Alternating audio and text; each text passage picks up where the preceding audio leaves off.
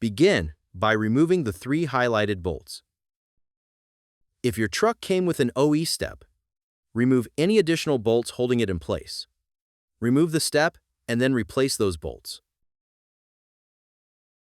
Mount the driver's side bracket.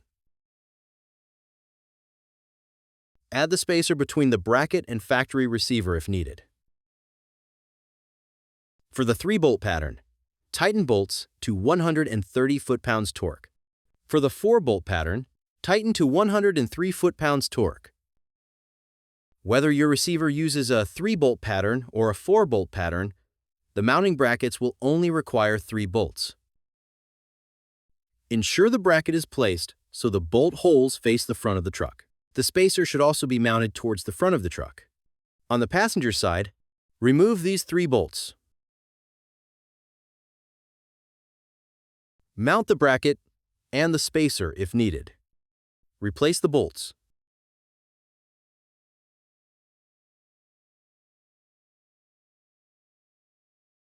With the cross-support end facing the bracket and the step grip facing up, slide the T-slot tube into the bracket.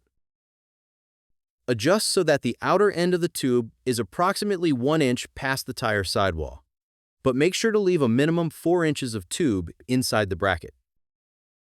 Screw all of the 3/8 jam nuts completely onto the 3/8 set screws and start into each of the holes on each bracket, except for the inner bottom hole on each. Do not tighten the screws at this time. While the vehicle has full tongue weight and the bar is at the lowest point you'll be towing, measure from the center of the bar to the ground to determine mud flap length.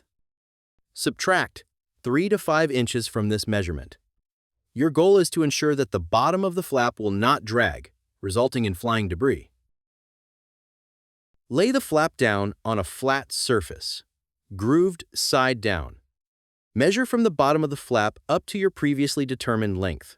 Use an erasable marker to mark the length on both sides.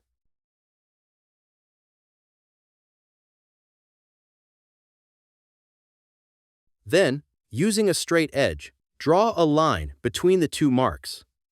This will be your guide when you trim the flap.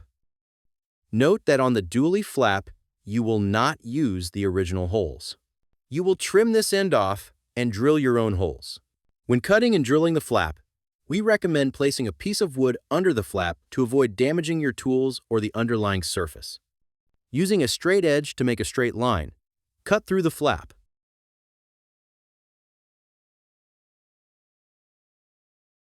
Lay the anti-sail plate across the newly cut edge of the flap, making sure the top is completely flush with the flap.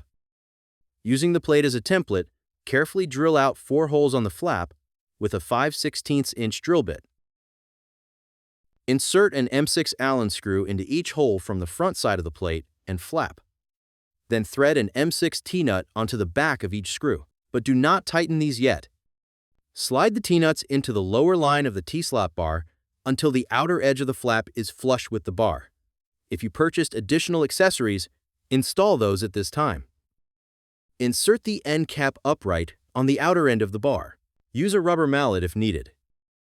Align the flap to be flush with the end cap, and then tighten the 4 Allen screws to 90 inch-pounds torque. Starting from the bottom, tighten the set screws in the bracket, making sure the T-slot tube is pressed tightly against the top and axle sides of the bracket. Double-check the flap is still centered, loosening the set screws to adjust as necessary. Gently tighten as you go, and make sure the jam nuts do not get tightened at this time. Torque to 25 foot-pounds. Step on the bar and give a couple bounces, then retorque as needed. Tighten the jam nuts.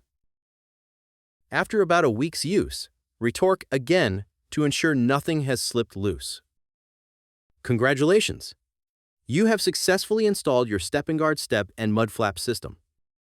If you have any questions, send them to Bart at stepandguard.com.